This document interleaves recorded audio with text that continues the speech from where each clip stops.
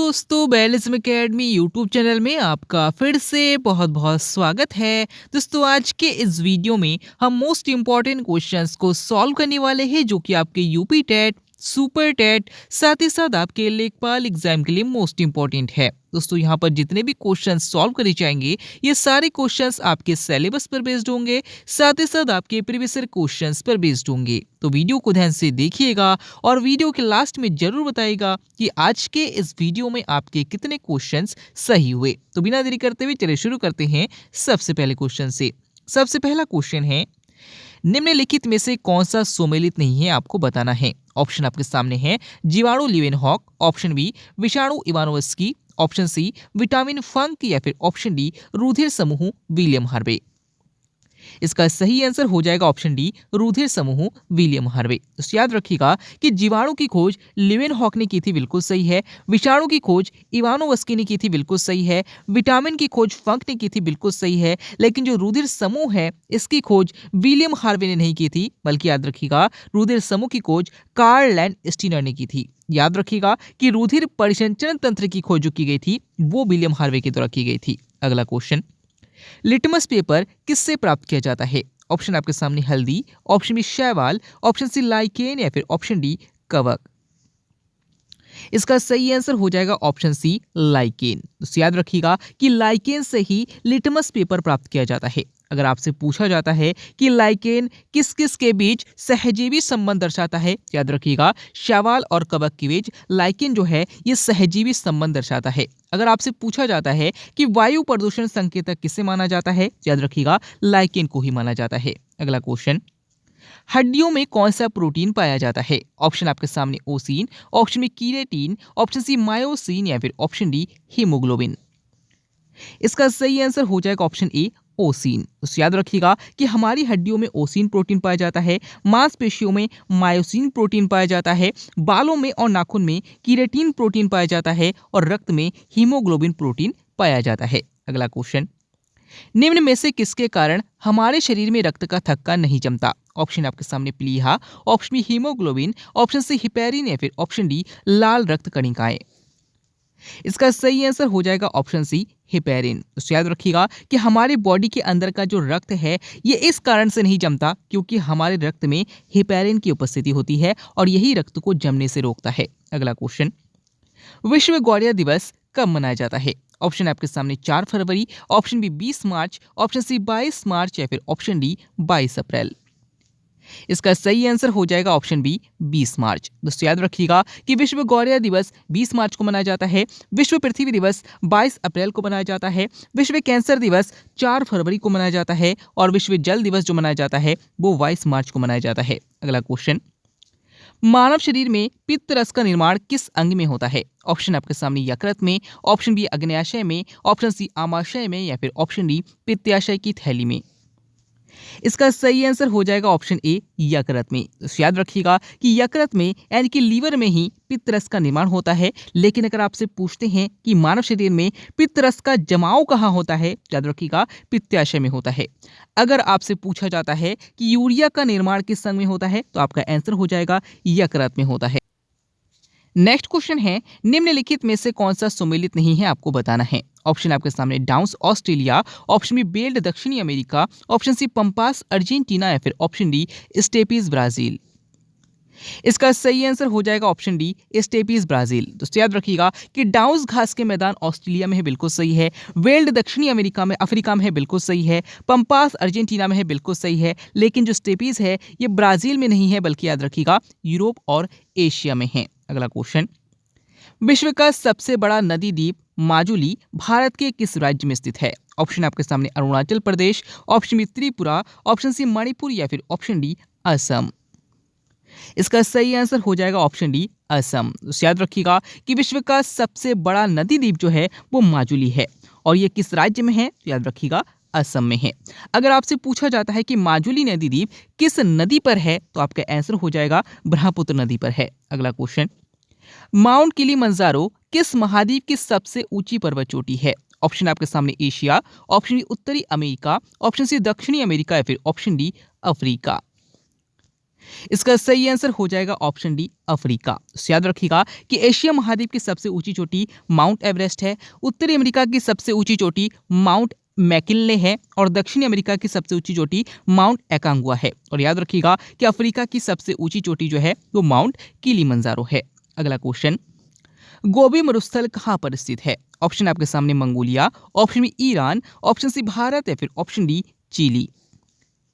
इसका सही आंसर हो जाएगा ऑप्शन ए मंगोलिया। तो याद रखिएगा कि गोबी का मरुस्थल जो है ये चीन के मंगोलिया में है और याद रखिएगा कि गोबी का मरुस्थल ही विश्व का सबसे ठंडा मरुस्थल है। अगला क्वेश्चन, वे दो उपग्रह हैं जिसके उपग्रह नहीं हैं, आपको बताना है कौन से हैं। ऑप्शन आपके सामने हैं पृथ्वी और मंगल, ऑप्शन बी बुध और शुक्र, ऑप्शन सी अरुण और वरुण या फिर ऑप्शन डी शनि और बृहस्पति।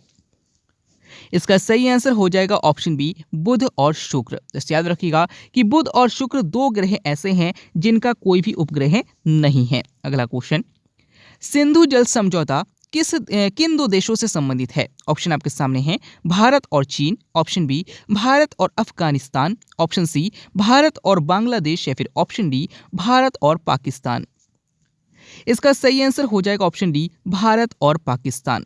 दोस्तों याद रखिएगा कि जो सिंधु नदी की सहायक नदी हैं उन सबको पकड़ के टोटल 6 नदियां हैं, जिनमें कहा गया है कि उन ऊपर की जो 3 नदियां हैं इस पर पाकिस्तान का नियंत्रण होगा और नीचे की जो 3 नदियां हैं इस पर भारत का नियंत्रण होगा। और अगर आपसे पूछा जाता है कि सिंधु जल समझौता कब हुआ था, याद रखिएगा 1960 में हुआ था। अगला क्वेश्चन, भारत का सबसे बड़ा राष्ट्रीय उद्यान कौन सा है? ऑप्शन आपके सामने है Jim Corbett national park, option B Kaziranga national park, option C Manas राष्ट्रीय उद्यान या फिर ऑप्शन डी हेमिस हाई राष्ट्रीय उद्यान। इसका सही आंसर हो जाएगा ऑप्शन डी हेमिस हाई राष्ट्रीय उद्यान। जिससे याद रखिएगा कि विश्व का सबसे बड़ा राष्ट्रीय उद्यान हेमिस हाई राष्ट्रीय उद्यान है और ये कहाँ पर है तो याद रखिएगा लद्दाख में है। अगर आपसे पूछा जाता है कि भारत का सबसे पहला राष्ट्रीय उद्यान कौन सा है तो आपका आंसर हो जाएगा जिम कॉर्बेट नेशनल पार्क है, जिसका वर्तमान में नाम रामगंगा नेशनल पार्क है। अगला क्वेश्चन, निम्न में से किसे सीमांत गांधी कहा जाता है? ऑप्शन आपके सामने Kalidas, option B Chittaranjan Das, option C Rajagopalachari या फिर ऑप्शन डी खान अब्दुल गफ्फार खां। इसका सही आंसर हो जाएगा ऑप्शन डी खान अब्दुल गफ्फार खां। तो याद रखिएगा कि खान अब्दुल गफ्फार खां को ही सीमांत गांधी के नाम से जाना जाता है। अगर आपसे पूछा जाता है कि देशबंधु किसे कहा जाता है तो चित्तरंजन दास को कहा जाता है। अगर आपसे पूछा जाता है कि भारत का शेक्सपियर किसे कहा जाता है तो कालिदास को कहा जाता है। और अगर आपसे पूछा जाता है कि भारत रत्न पाने वाले पहले विदेशी व्यक्ति कौन थे तब भी आपका आंसर हो जाएगा खान अब्दुल गफ्फार खां थे। अगला क्वेश्चन, नालंदा विश्वविद्यालय के संस्थापक कौन थे? ऑप्शन आपके सामने हैं नरसिम्हा प्रथम, ऑप्शन बी नरसिंह वर्मन द्वितीय, ऑप्शन सी कुमारगुप्त प्रथम या फिर ऑप्शन डी कृष्णदेव प्रथम। इसका सही आंसर हो जाएगा ऑप्शन सी कुमारगुप्त प्रथम। तो याद रखिएगा कि नालंदा विश्वविद्यालय बिहार में है और इसके संस्थापक जो थे वो कुमारगुप्त प्रथम थे। अगर आपसे पूछा जाता है कि एलोरा के कैलाश मंदिर का निर्माण किसने करवाया था, याद रखिएगा कृष्णदेव प्रथम ने करवाया था। अगर आपसे पूछा जाता है कि कांची के कैलाश मंदिर का निर्माण किसने करवाया था तो नरसिंह वर्मन द्वितीय ने करवाया था। और अगर आपसे पूछा जाता है कि कोणार्क के सूर्य मंदिर का निर्माण किसने करवाया था, याद रखिएगा नरसिम्हा प्रथम ने करवाया था। अगला क्वेश्चन, भारतीय संविधान के किस भाग में आपातकाल का प्रावधान है? ऑप्शन आपके सामने भाग 3, ऑप्शन बी भाग 4, ऑप्शन सी भाग 20 या फिर ऑप्शन डी। इसका सही आंसर हो जाएगा ऑप्शन डी भाग 18। तो याद रखिएगा कि भारतीय संविधान के भाग 18 में ही आपातकाल का प्रावधान है। अगर आपसे पूछा जाता है कि मूल अधिकार का प्रावधान किस भाग में है तो याद रखिएगा भाग 3 में है। अगर आपसे पूछा जाता है कि संविधान संशोधन का प्रावधान किस भाग में है तो याद रखिएगा भाग 20 में है। और अगर आपसे पूछा जाता है कि नीति निरीक्षक तत्वों का वर्णन किस भाग में है तो याद रखिएगा भाग 4 में है। अगला क्वेश्चन, मनुष्य के आमाशय में कौन सा अम्ल पाया जाता है? ऑप्शन आपके सामने एसिटिक अम्ल, ऑप्शन बी लैक्टिक अम्ल, ऑप्शन सी यूरिक अम्ल या फिर ऑप्शन डी हाइड्रोक्लोरिक अम्ल। इसका सही आंसर हो जाएगा ऑप्शन डी हाइड्रोक्लोरिक अम्ल। तो याद रखिएगा कि मनुष्य के आमाशय में यानी कि जो स्टोमक है, स्टोमक में जो अम्ल पाया जाता है याद रखिएगा हाइड्रोक्लोरिक अम्ल यानी कि HCl पाया जाता है। अगला क्वेश्चन, निम्न में से कौन सा पादप हार्मोन पौधों की वृद्धि में सहायता करता है? ऑप्शन आपके सामने auxin, option B ethylene, option C cytokinin या फिर ऑप्शन डी जिबरेलिन। इसका सही आंसर हो जाएगा ऑप्शन डी जिब्रेलिन। दोस्तों याद रखिएगा कि जो जिब्रेलिन हार्मोन है इसको कवक से प्राप्त किया जाता है और याद रखिएगा कि ये पादप हार्मोन है यानी कि पौधों वाला हार्मोन है और ये पौधों की वृद्धि करने में सहायता प्रदान करता है। अगर आपसे पूछा जाता है कि पौधों में पत्तियों को गिरने से कौन सा हार्मोन रोकता है, याद रखिएगा साइटोकाइनिन रोकता है। अगर आपसे पूछा जाता है कि प्रकाशानुवर्तन की घटना किस हार्मोन के कारण होती है, याद रखिएगा ऑक्सिन हार्मोन के कारण होती है। और अगर आपसे पूछा जाता है कि फलों के पकने में कौन सा हार्मोन सहायक है, याद रखिएगा एथिलीन है। अगला क्वेश्चन, प्याज लहसुन में गंध किस तत्व की उपस्थिति के कारण होता है? ऑप्शन आपके सामने magnesium, option B potassium, option C sodium या फिर ऑप्शन डी सल्फर। इसका सही आंसर हो जाएगा ऑप्शन डी सल्फर। तो याद रखिएगा कि जो प्याज लहसुन होते हैं इनमें जो गंध आती है रियल में इनकी कोशिकाओं में सल्फर होता है और इसी कारण से इन तत्व से गंध आता है। अगला क्वेश्चन, हॉलमार्क का चिन्ह किन उत्पादों पर लगाया जाता है? ऑप्शन आपके सामने सोना, ऑप्शन बी चांदी, ऑप्शन सी सीसा या फिर ऑप्शन डी सोना। इसका सही आंसर हो जाएगा ऑप्शन डी सोना। तो याद रखिएगा कि हॉलमार्क का जो चिन्ह लगाया जाता है वो सोने के आभूषणों में या सोने की जो वस्तुएं होती हैं उन पर लगाया जाता है। अगर आपसे पूछा जाता है कि एग मार्क का संबंध किससे है, याद रखिएगा वस्तुओं की गुणवत्ता से है। अगर आपसे पूछा जाता है कि इको मार्क का संबंध किससे है, याद रखिएगा कि ऐसी वस्तुएं जो कि पर्यावरण के प्रति मैत्रीपूर्ण है उनसे संबंधित है। अगला क्वेश्चन, जनसंख्या का महाविभाजक वर्ष किसे कहा जाता है? ऑप्शन आपके सामने 1931, ऑप्शन बी 1951, ऑप्शन सी 1872 या फिर ऑप्शन डी 1921।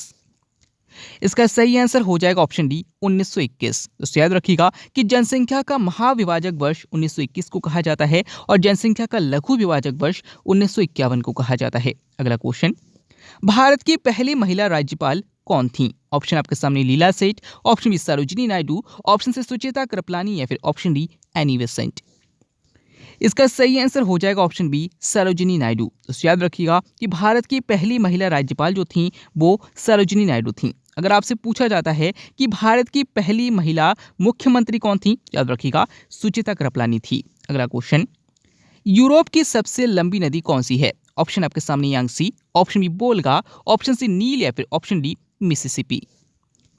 इसका सही आंसर हो जाएगा ऑप्शन बी वोल्गा। तो याद रखिएगा कि जो वोल्गा नदी है ये यूरोप की सबसे लंबी नदी है। अगर आपसे पूछा जाता है कि एशिया की सबसे लंबी नदी कौन सी है, याद रखिएगा यांगसी है। और अगर आपसे पूछा जाता है कि अफ्रीका की सबसे लंबी नदी कौन सी है, याद रखिएगा नील नदी है। और अगर आपसे पूछा जाता है कि उत्तरी अमेरिका की सबसे लंबी नदी कौन सी है, तो याद रखिएगा मिसिसिपी है। अगला क्वेश्चन, पेरिकार्डियम किससे संबंधित है? ऑप्शन आपके सामने हृदय, ऑप्शन बी फेफड़ा, ऑप्शन सी वृक्क या फिर ऑप्शन डी आमाशय। इसका सही आंसर हो जाएगा ऑप्शन ए हृदय। तो याद रखिएगा कि जो हृदय होता है इसके ऊपर जो आवरण पाया जाता है इसी को पेरिकार्डियम कहा जाता है। अगर आपसे पूछा जाता है कि फेफड़ों के चारों ओर का आवरण क्या कहलाता है, याद रखिएगा प्लूरा कहलाता है। तो इंपॉर्टेंट क्वेश्चन है, याद रखिएगा। अगला क्वेश्चन, रिंग ऑफ फायर किस महासागर से संबंधित है? ऑप्शन आपके सामने प्रशांत महासागर, ऑप्शन बी अटलांटिक महासागर, ऑप्शन सी हिंद महासागर या फिर ऑप्शन डी अंटार्कटिक महासागर। दोस्तों याद रखिएगा कि हाल ही में जो राजस्थान वीडियो का पेपर हुआ है इसमें इस क्वेश्चन को पूछा जा चुका है, यानी कि ये क्वेश्चन आजकल पूछा जा रहा है, इसलिए ये क्वेश्चन मोस्ट इंपॉर्टेंट है, याद रखिएगा। इसका सही आंसर हो जाएगा ऑप्शन ए प्रशांत महासागर। दोस्तों याद रखिएगा कि जो प्रशांत महासागर है इसके चारों ओर महाद्वीपों में जो महाद्वीपों की स्थिति है इसमें चारों ओर ज्वालामुखी देखा जाता है और इस प्रकार से दूर से देखने पर ऐसा लगता है कि ये एक रिंग का आकार बना लेता है, इसीलिए इसे रिंग ऑफ फायर कहा जाता है। याद रखिएगा कि जो प्रशांत महासागर है इसका रिंग ऑफ फायर है, इसका संबंध प्रशांत महासागर से है। अगर आपसे पूछा जाता है कि विश्व का सबसे बड़ा महासागर कौन सा है, याद रखिएगा प्रशांत महासागर है। अगर आपसे पूछा जाता है कि विश्व का सबसे गहरा महासागर कौन सा है, तब भी आपका आंसर हो जाएगा प्रशांत महासागर है। अगला क्वेश्चन, भारतीय संविधान के किस अनुच्छेद में भारतीय नागरिकों के मूल कर्तव्य शामिल है? ऑप्शन आपके सामने है अनुच्छेद 50 का, ऑप्शन बी अनुच्छेद 51 का, ऑप्शन सी अनुच्छेद 21 का या फिर ऑप्शन डी अनुच्छेद 19। इसका सही आंसर हो जाएगा ऑप्शन बी अनुच्छेद 51 का। तो याद रखिएगा कि भारतीय संविधान के अनुच्छेद 51 का के अंतर्गत मूल कर्तव्यों का वर्णन है। अगर आपसे पूछा जाता है कि क्या मूल संविधान में मूल कर्तव्य दिए गए थे? याद रखिएगा, नहीं दिए गए थे। इसको याद रखिएगा कि 42वां संविधान संशोधन जो कि 1976 में हुआ था, इसके तहत जोड़ा गया था। और किस समिति की अनुशंसा पर जोड़ा गया था, यह भी पूछा जाता है, तो याद रखिएगा सरदार स्वर्ण सिंह समिति की अनुशंसा पर जोड़ा गया था। अगर आपसे पूछा जाता है कि वर्तमान में कितने मूल कर्तव्य शामिल है, याद रखिएगा 11 मूल कर्तव्य शामिल है। अगला क्वेश्चन, हिस्टोलॉजी के अंतर्गत किसका अध्ययन किया जाता है? ऑप्शन आपके सामने कोशिका का, ऑप्शन बी ऊतकों का, ऑप्शन सी मिट्टी का, या फिर ऑप्शन डी भूकंप का। इसका सही आंसर हो जाएगा ऑप्शन बी ऊतकों का। तो याद रखिएगा कि साइटोलॉजी के अंतर्गत कोशिकाओं का अध्ययन किया जाता है, हिस्टोलॉजी के अंतर्गत ऊतकों का अध्ययन किया जाता है, पैडोलॉजी के अंतर्गत मिट्टी का अध्ययन किया जाता है और सिस्मोलॉजी के अंतर्गत भूकंप का अध्ययन किया जाता है। अगला क्वेश्चन, नदियों में जल प्रदूषण को मापने के लिए किसकी माप की जाती है? ऑप्शन आपके सामने sulphur, option B ozone, option C oxygen, या फिर ऑप्शन डी नाइट्रोजन। इसका सही आंसर हो जाएगा ऑप्शन सी ऑक्सीजन। तो याद रखिएगा कि जो नदियों का जल होता है उसमें ऑक्सीजन की माप की जाती है।